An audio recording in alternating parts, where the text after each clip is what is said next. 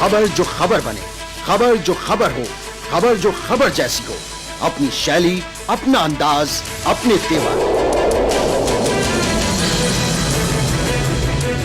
जब आप सोते हैं हम सड़कों पर होते हैं, जब आप ख्वाब देखते हैं हम हकीकत से दो चार होते हैं, और जब सुबह आपकी नींद टूटती है तब हम तैयार होते हैं उन तमाम खबरों के साथ जिनका आपको इंतजार रहता है।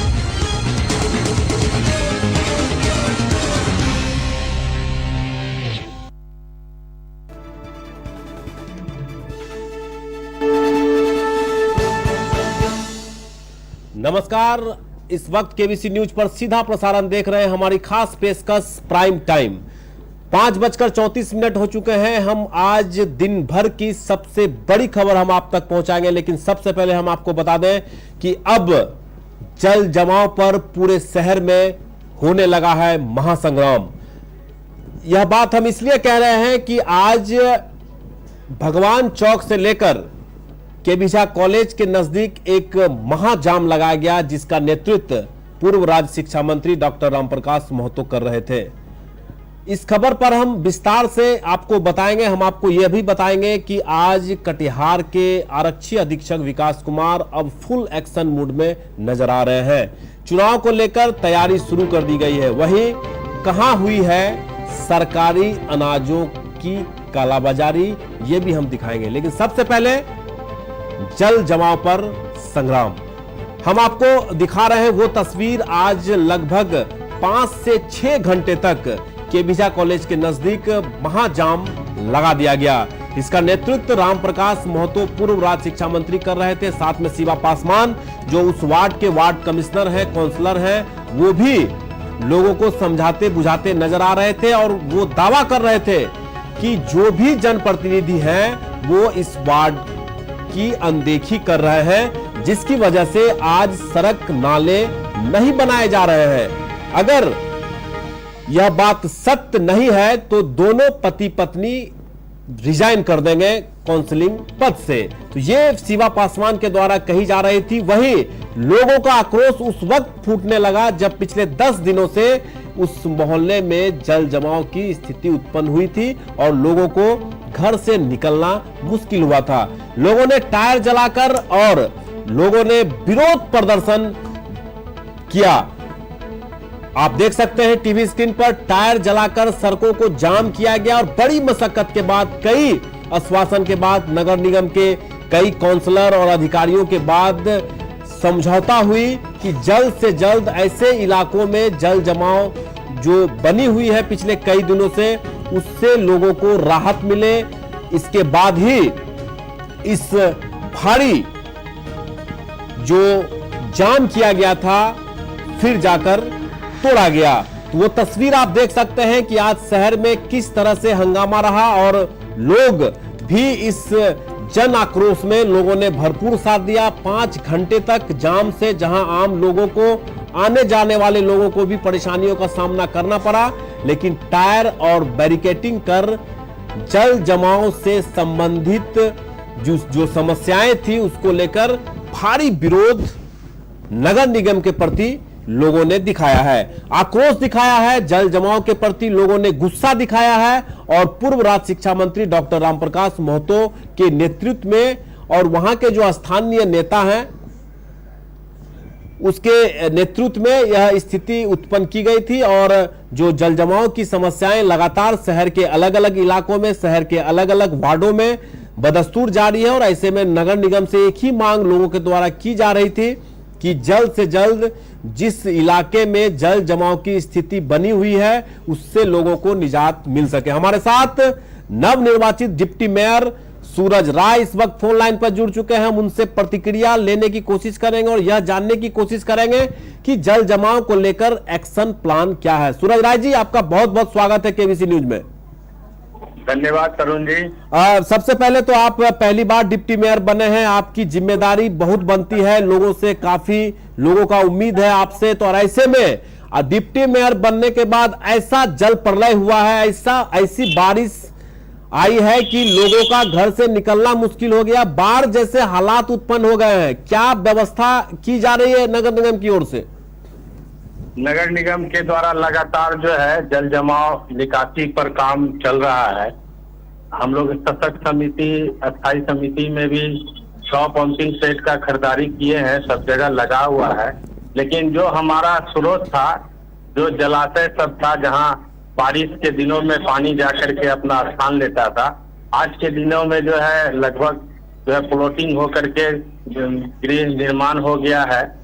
और जो कटिहार के लिए सबसे ज्यादा इम्पोर्टेंट है, जो ड्रेनेज सिस्टम जो बुडको के द्वारा 350 करोड़ का योजना जो लंबित है, पूर्व से ही लंबित है आपको पटना में, अगर वो सिस्टम कटिहार में आ जाता है तो कटिहार का जो जल जमाव का, वाटर लॉगिंग का समस्या है, वो पूर्णतः खत्म हो जाएगा। उस पर हम लोग लगे हुए हैं और ये चुनावी वर्ष भी है, थोड़ा कठिनाई है, लेकिन कटिहार की जनता को मैं अपनी ओर से आश्वस्त करता हूं कि आप लोगों के साथ जो परेशानी है, मुझे खेद है और मैं तो लगभग 1 महीना से डिप्टी मेयर बना हूं, लेकिन मुझसे जो बन पड़ता है, मैं डिप्टी मेयर के रूप में जो मेरी भूमिका है, मैं कोशिश कर रहा हूं कि मैं जो जनता के विश्वास पर खरा उतरने का। लेकिन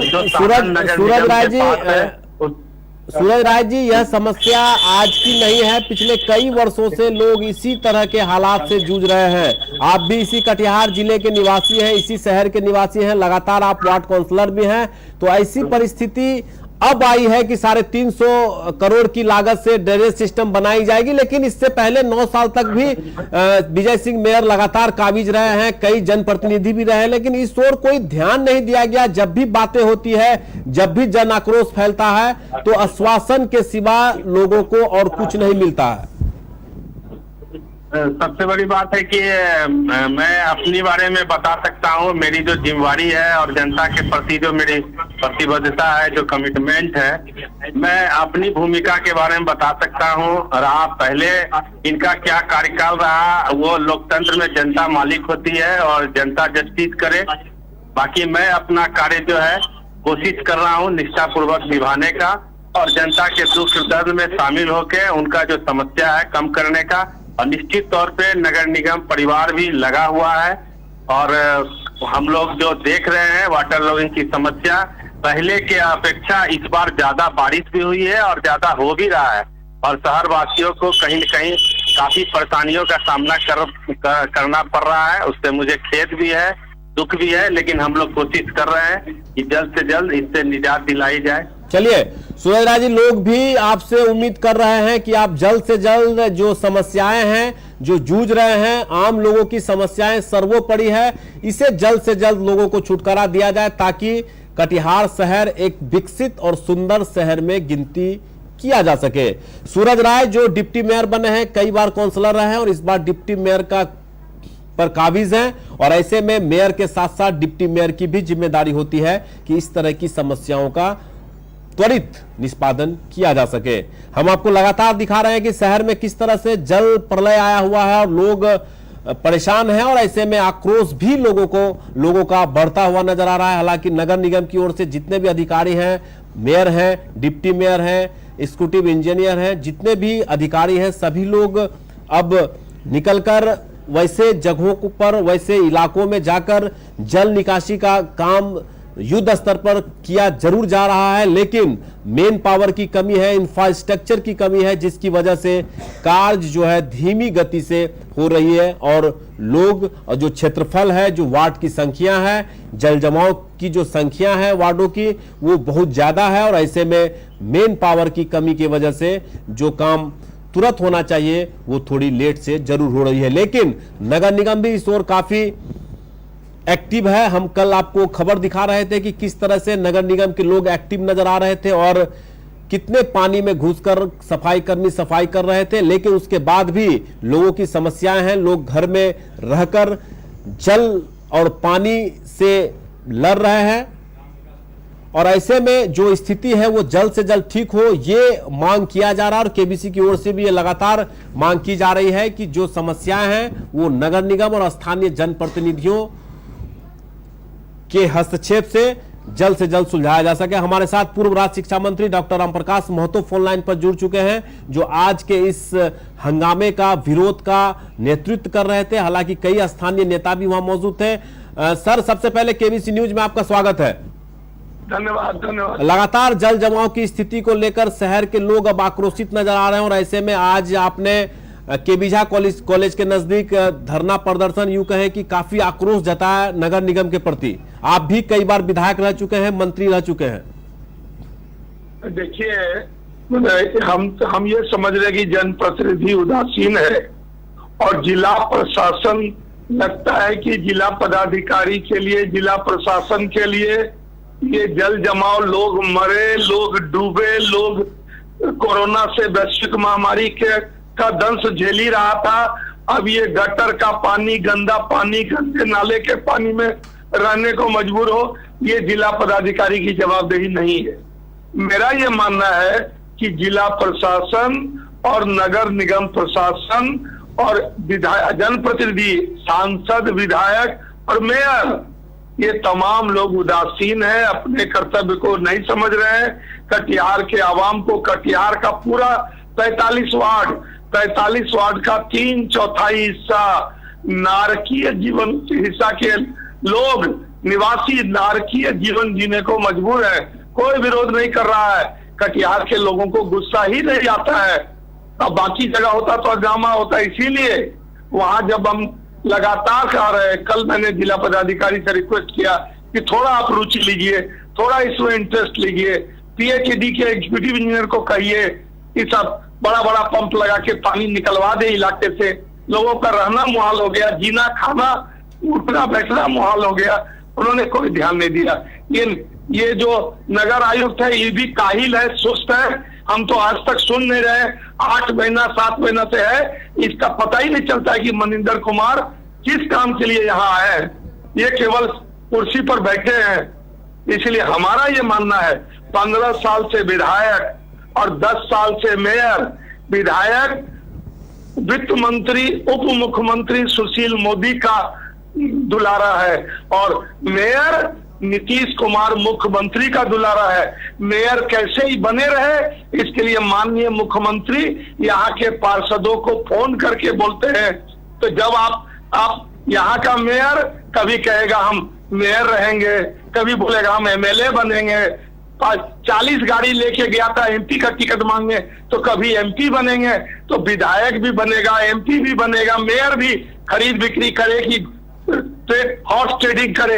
ये किसी भी कीमत पर कुर्सी पर रहना चाहता है, लेकिन काम नहीं कर रहा, इसलिए जनता आक्रोशित है।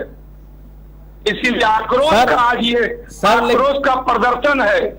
लेकिन 15 साल विधायक का कार्यकाल है, उसके पहले भी आप विधायक रहे हैं, मंत्री रहे। ये समस्याएं कई वर्षों से लगातार शहरी क्षेत्रों में देखने को मिल रहा है। हाँ, मैं इसको स्वीकार करता हूँ। हम लोग के पास उस समय राशि, बजट कम था। हम आपको बता दें, मेरा अंतिम कार्यकाल है 2004-05।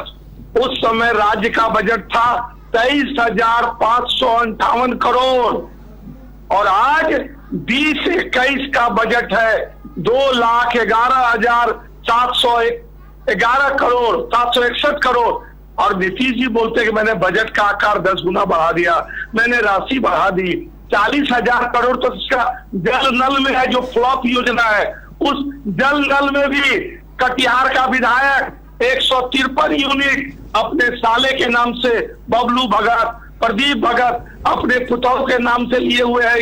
60 करोड़ की योजना जब जांच होगी तो चलिए सर, आपसे दोबारा बात करने की कोशिश करेंगे। राम प्रकाश महतो फोन लाइन पर जुड़ रहे थे और वो बता रहे थे कि किस तरह से उनके कार्यकाल के समय में राशि कम थी और अब बहुत ज्यादा राशि है। तो ऐसे में हमने भी उनसे सवाल किया कि आप भी 15 साल पहले विधायक और मंत्री रह चुके थे, आपके समय में भी जल जमाव की स्थिति ऐसी ही थी जो आज है। तो चलिए, ये जल जमाव की जो समस्या है वो जब तक एक बेहतर प्लान, जब तक एक ड्रेनेज सिस्टम नहीं बनाई जाएगी, तब तक जल निकासी से लोगों को समाधान नहीं मिल पाएगा।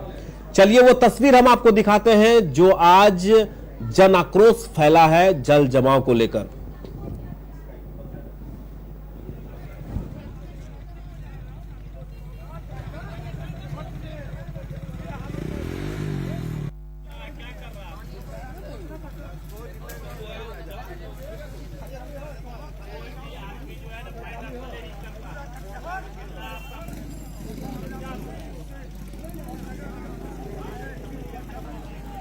जाम और आगजनी कर लोगों ने आज किया है विरोध प्रदर्शन। हमारे साथ सशक्त कमेटी के मेंबर विमल सिंह बेगानी, जो लगातार वार्ड काउंसलर हैं, चेंबर ऑफ कॉमर्स के अध्यक्ष भी हैं और लगातार समस्याओं को देख भी रहे हैं। विमल जी, सबसे पहले केबीसी न्यूज पर आपका स्वागत है। जी, आपको मेरी आवाज मिल पा रही है? हाँ, बिल्कुल मिल रहा है। जो स्थिति है, जो आप देख रहे हैं कि शहर में कई ऐसे वार्ड हैं जो जल निकासी की वजह से मजबूर हैं लोग रहने को, तो ऐसे में कब तक इस समस्याओं से लोगों को निजात मिल पाएगा? माने हम लोग बहुत प्रयास में लगे हुए हैं। डीपीआर बन के गया हुआ है, सरकार से अनुमोदन भी इसका हो गया है और जल्द हम लोग इसका फाइनेंस में होने वाला पैसा मिलने वाला है। हम लोग इस बरसात का काम शुरू करने वाले हैं उसमें। लेकिन सर, आप तो चेंबर के अध्यक्ष भी हैं, कई बार अध्यक्ष भी रह चुके हैं। व्यावसायिक वर्ग भी एमजी रोड से त्राही है। जब भी बरसात होती है, सारे जो वर्क है, सारे जो काम है वो नहीं हो पाते हैं। और ऐसे में आपकी ओर से क्या पहल की? पिछले कई वर्षों से इस तरह के समस्याओं से लोग जूझ रहे हैं। इसमें सब पहले तो हम लोग पानी निकल जाता था, अभी वर्तमान में स्थिति रियल में भयावह है जी। और वो क्या जिधर हम लोग पानी का डंपिंग था उसमें लोग मकान बना लिया घेर के और अनप्लान्ड वे में शहर का विकास हो गया। कुछ यहाँ के जो पॉलिटिशियंस लोग हैं, नए पुराने, उनकी सह पर सारा काम होता है। हम लोग यदि कार्रवाई करना चाहते हैं तो वो उनकी पैरवी करने लगते हैं।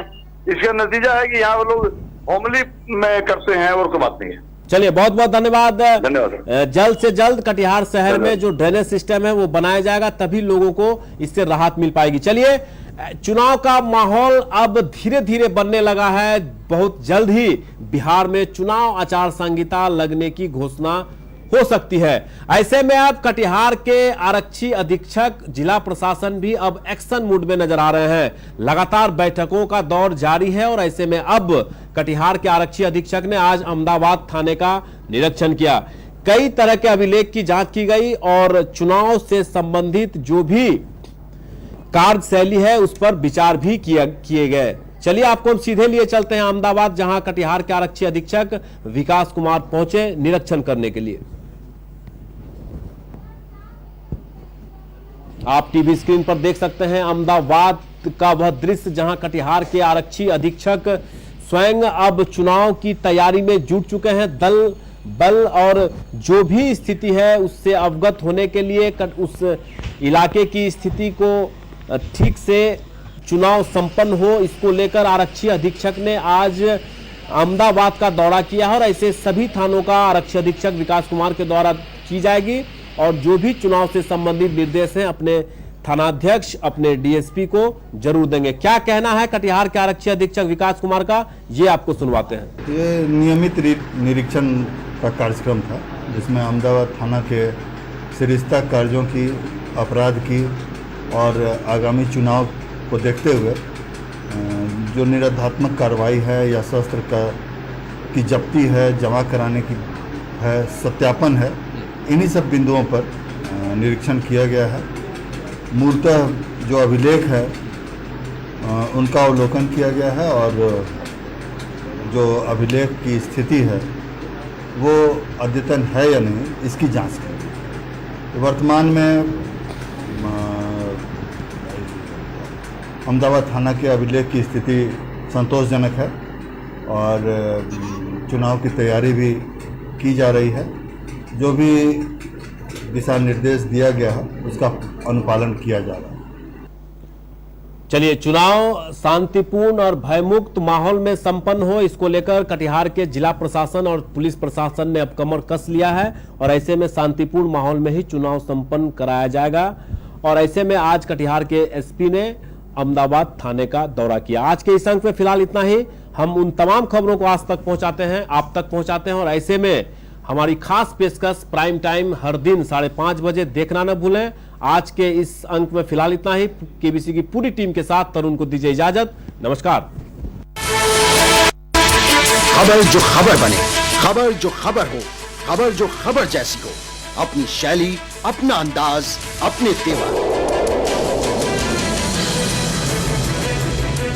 जब आप सोते हैं हम सड़कों पर होते हैं, जब आप ख्वाब देखते हैं हम हकीकत से दो चार होते हैं। और जब सुबह आपकी नींद टूटती है तब हम तैयार होते हैं उन तमाम खबरों के साथ जिनका आपको इंतजार रहता है।